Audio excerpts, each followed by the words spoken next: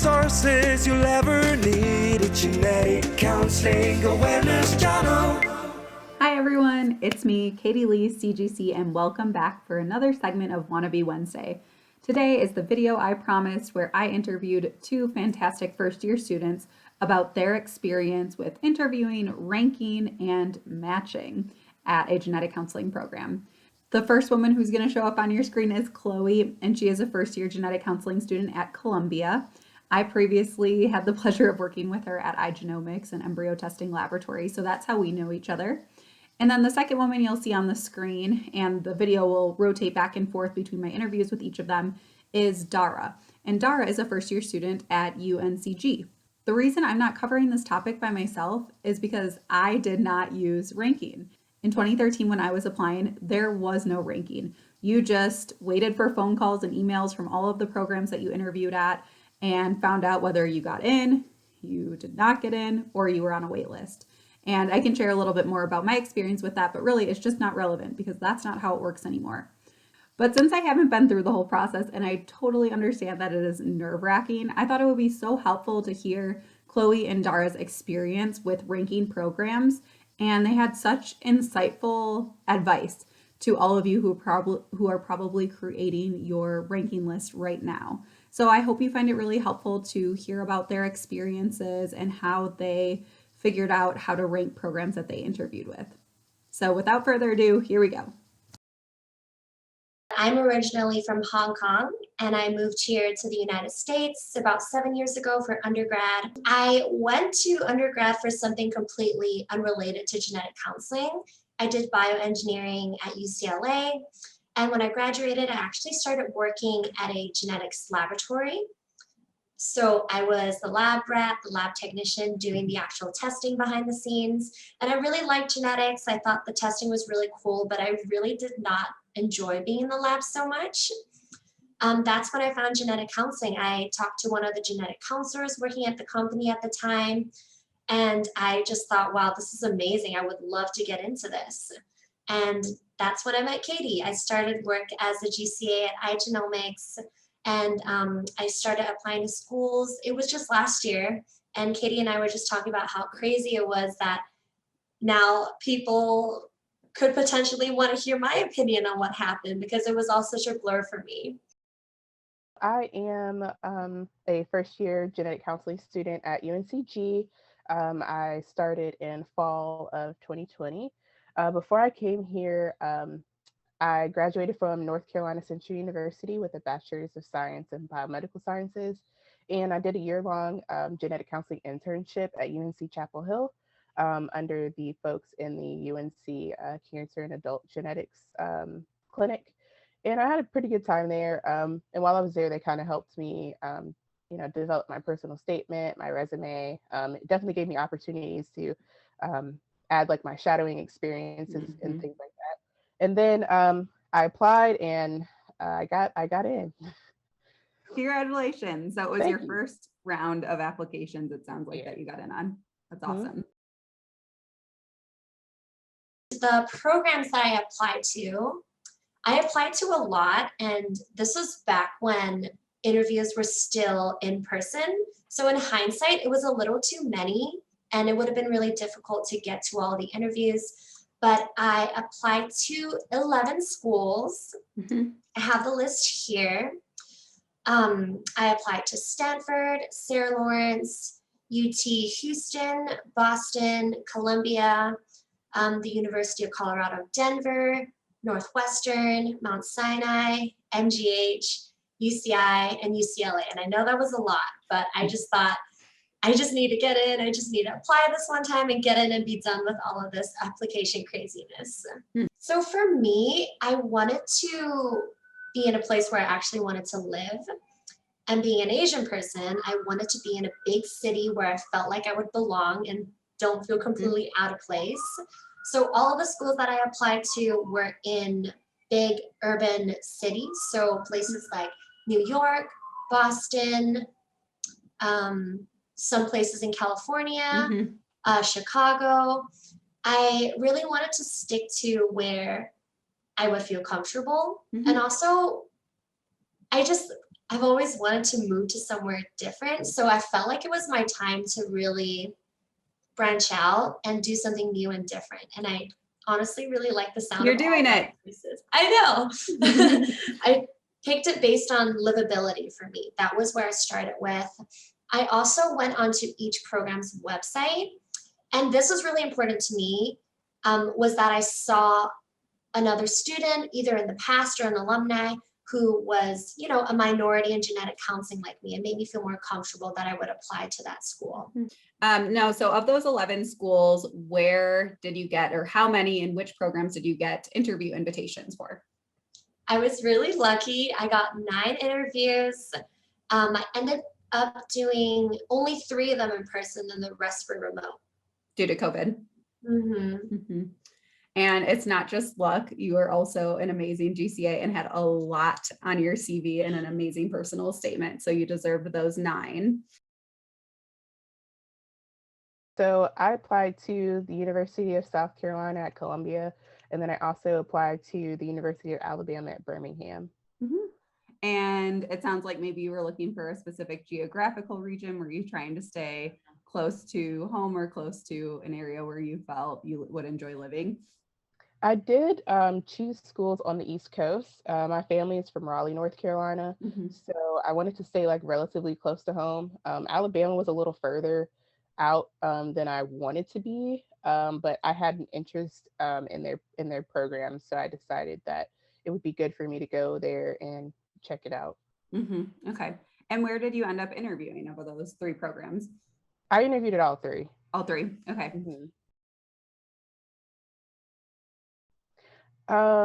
Funny thing is, I left my interview here at UNCG and I didn't feel too good about it, mainly because it was my first one and I was nervous.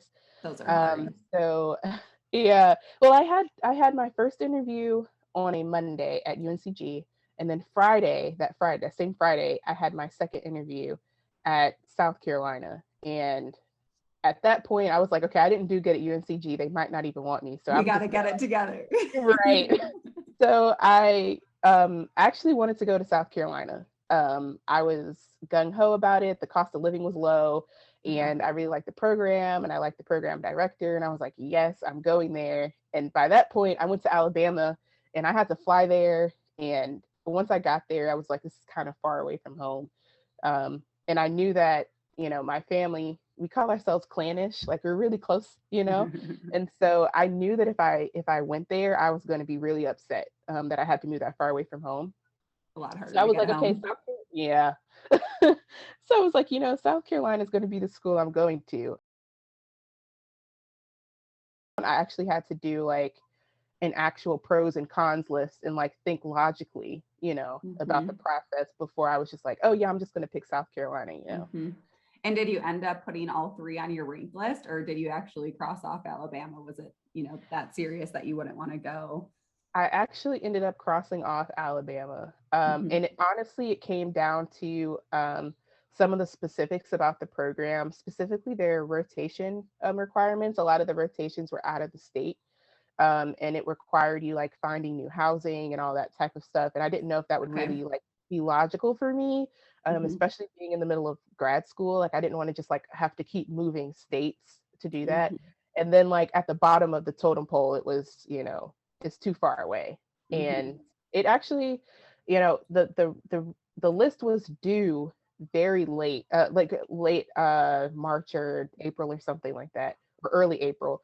And I took up until like the day it was due to figure out whether or not I was going to rank Alabama, because I was scared. All the time that you're preparing for school, they say like, don't rank somewhere you don't want to go. But then on the other side, it's like, well, if I don't might not get in. What if I don't get in? Exactly. And that was what was kind of nerve wracking. So I really had to just like take a leap of faith and just take them off the list. And at that point, I was like, if I don't get in because I didn't rank Alabama, then like this is not my cycle, because I just cannot move there. My supervisor at UNC, Christy Lee, she definitely was like, if you can't see yourself going there, don't go. And then after I kept asking like so many people, and even my sister was like, if you don't want to go there, don't put it on the list. Like, it's just the fact that you have to have faith in yourself that you're going to get in. Like you have to like have faith that you did what you were supposed to do. and that you did your best. And like, if you didn't get in this time, that doesn't mean that you weren't the best. Like you weren't your best. It just means that it wasn't your time.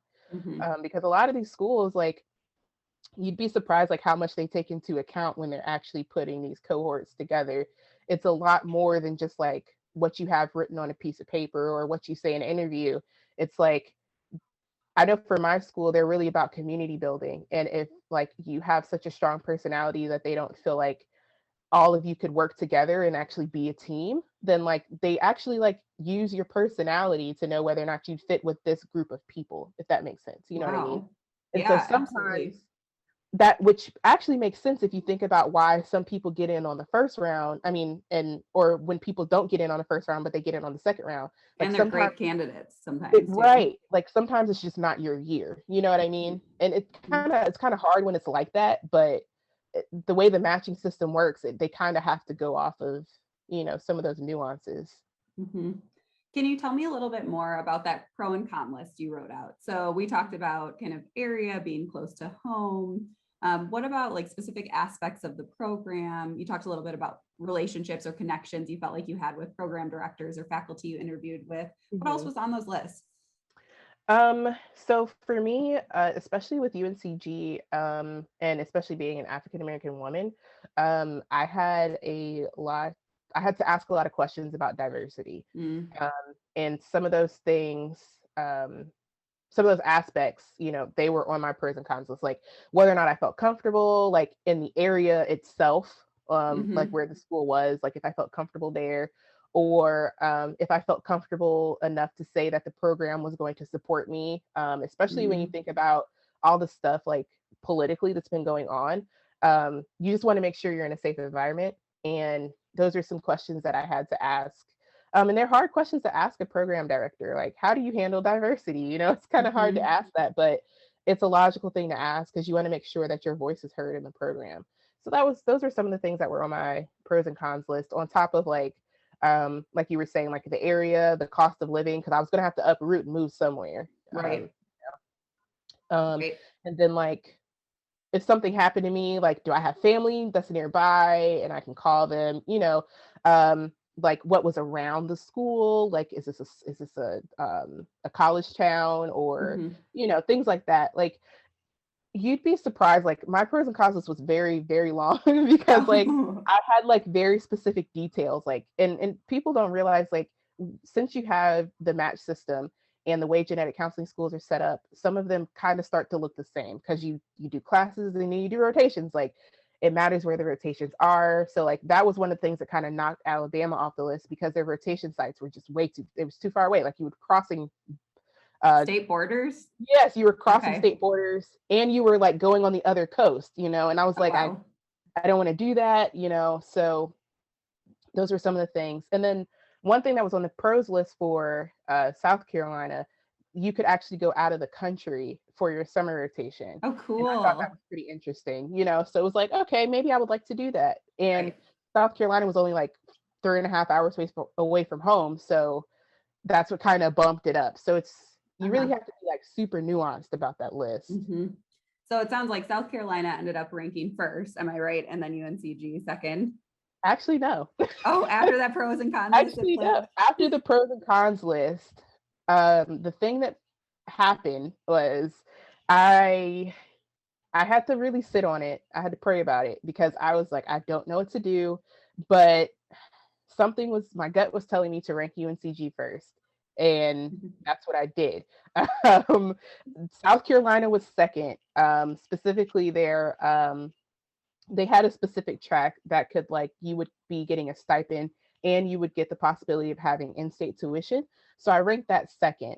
Hmm. Um, and I was shocked when I got the match results back. I was really, really shocked. Were Not even gonna you lie. happy, shocked?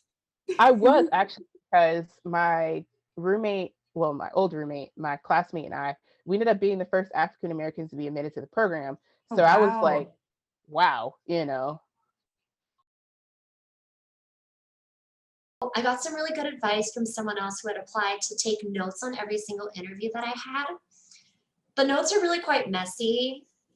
There's no real system to it. Basically, at the end of the interview, I would just write about how comfortable I felt talking with the faculty, whether I liked the faculty, whether I felt a connection. And this sounds silly, but how well I vibed with the people I was talking to. And sometimes the conversations were really easy or either really memorable. And that's the kind of thing that I would write down when I was done. Yeah, I basically went off on gut feeling, and it's gotten me where I need to go. So Okay, and was there anything else you considered when ranking? So besides your interactions with faculty, and your just kind of gut feeling, were you also ranking, I think I'd like to live in this city the most, or those types of things too, when it went down to actually writing out the rank and submitting it? yeah, it's funny that you brought up the Excel spreadsheet earlier. I ended up making one. It was color coded. It's so not me to do something like that. Doesn't sound like you. I know, but I was really, really torn, Katie. It's because if it was just my decision, I moved with my partner. But if it was just me, myself, I think that my rankings would have been really different. So if it was just me, myself, I would have ranked based on price and how well I vibe with the faculty. But because I had to think about somebody else, the top priorities were whether my partner would have opportunities in this new place, whether we would be happy living in that place, as well as the other things such as vibing with the faculty, liking the curriculum, and liking the school itself.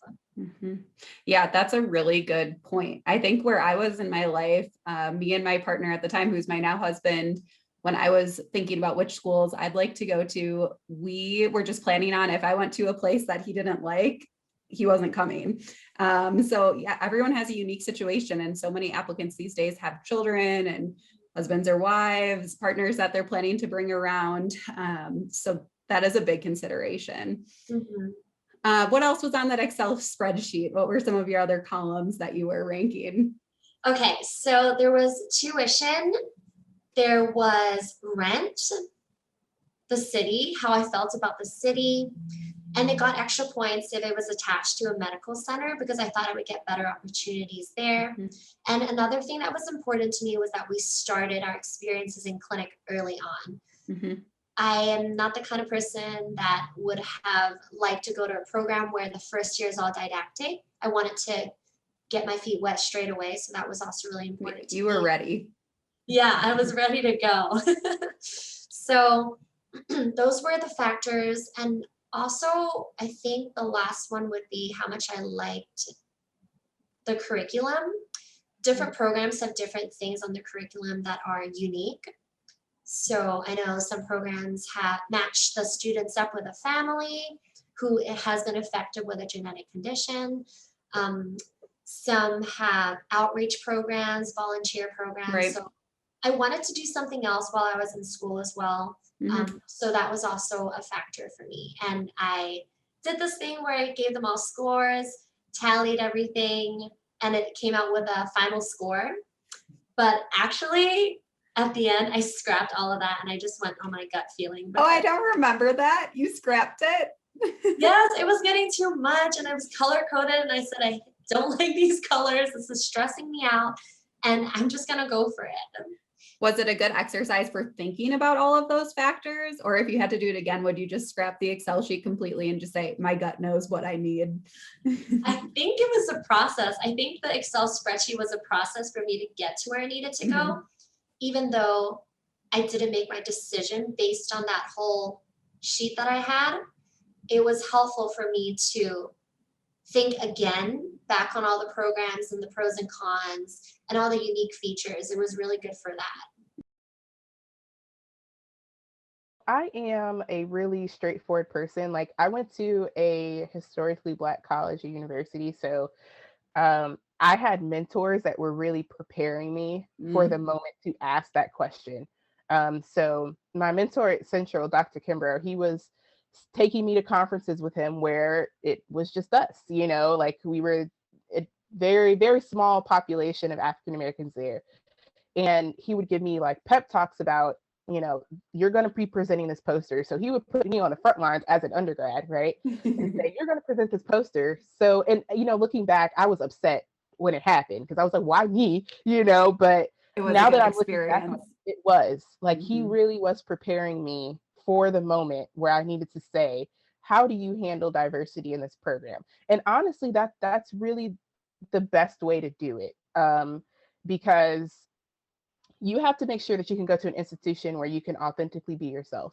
And I think that was one of the things that I was worried about with any school, honestly, because like as far as UNCG, like I really had to sit down and say like, okay, I need to ask this question. I need to be prepared to ask this question. I need to also be prepared for whatever they say back to me, you know, and Right. that's some of the things that you have to really think about. But, you know, I've been having conversations with other African American women that are trying to come into genetic counseling programs, and they're asking me a lot of questions about diversity. And honestly, the one piece of advice that I can give you is that, you know, you have to be able to be yourself, and you have to be really rooted in who you are culturally, because sometimes when you get in certain areas, you kind of feel a little washed out. But when you have like a strong root in your culture, and you are very proud of who you are, you're very proud of your heritage, and you're not afraid to have those tough conversations, and it'll be a breeze, I'm telling you, because once we got in the program and we started having those tough conversations, especially because we got in the program after all of that over the summer, Mhm. it was terrible. And you know, we had to sit in a room and have those conversations. And honestly, it didn't bother me because I have my own opinion. And the matter is like, you want your voice to be heard, but your voice won't be heard unless you use it, you know. And that's the thing you have to consider is like, you kind of want to pick and choose your battles when it comes to certain things because you don't want to seem like the angry black person in the room. But you know, it's like I'm not going to allow this to happen to me at this institution. And I have to say that like I had my concerns coming in the door, but I do believe that the program is doing what they can with what they have, and they are being very considerate. So like when we have those conversations, and I say like, you know, I kind of need a trigger warning for that, they started giving trigger warnings, you know what I Mhm. mean? And they started giving, it's not even just for like issues that relate to the African American community. They started giving trigger warnings for a lot of things. Like it kind of makes you progress, makes the program Makes the progress. program, yeah, get better. Yeah.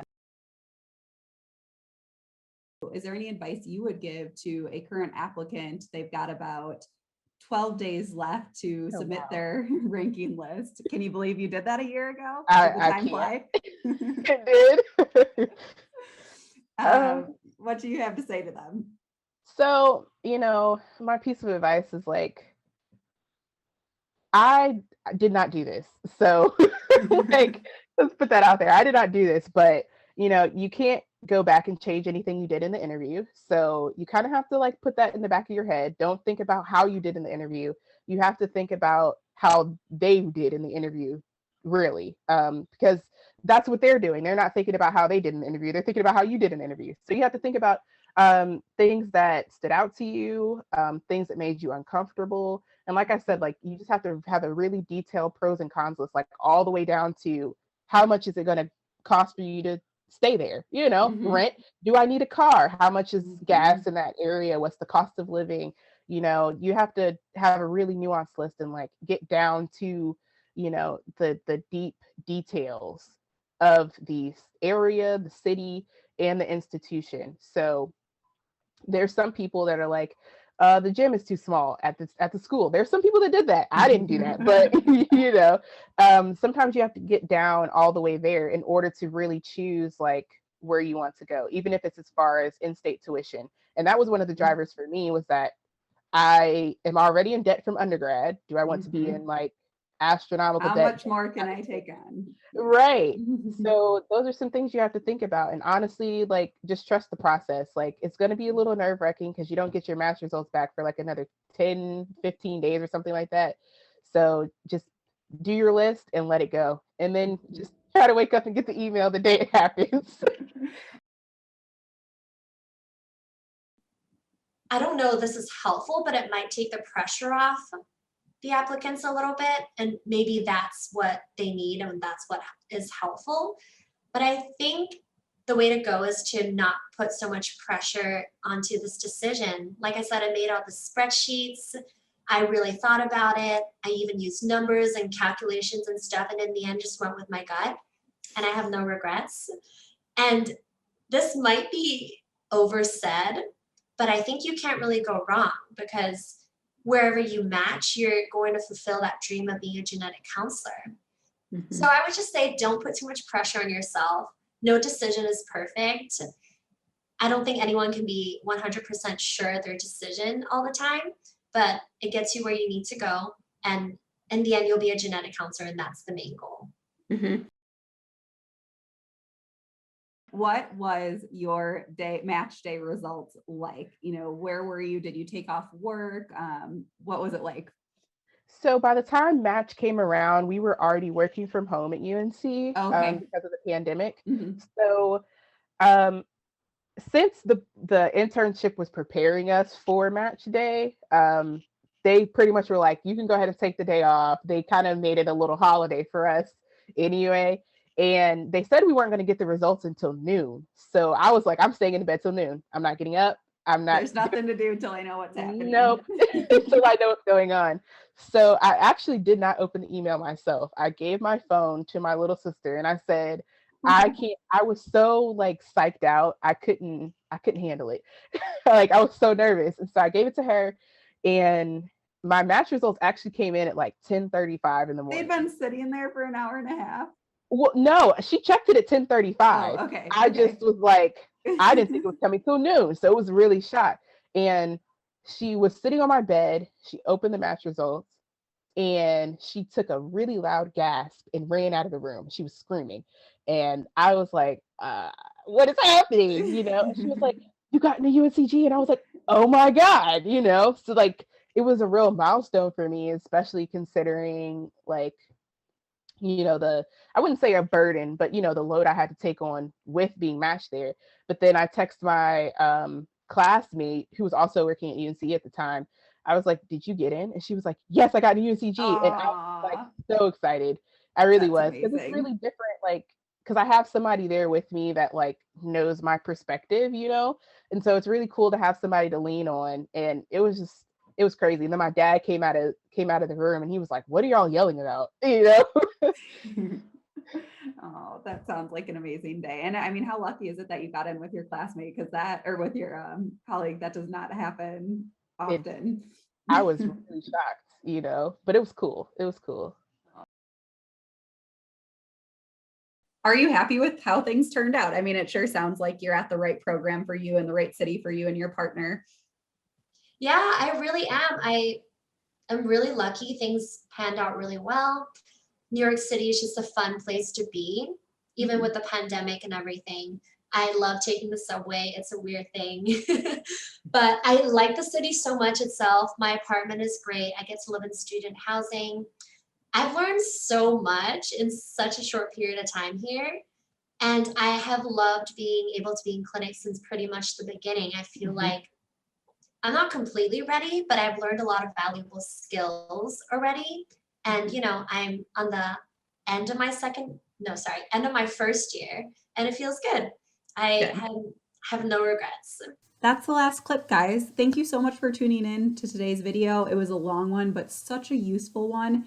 If you have questions about genetic counseling schools, about ranking, about match day, let me know down below, and you'll find me next week on Wannabe Wednesday.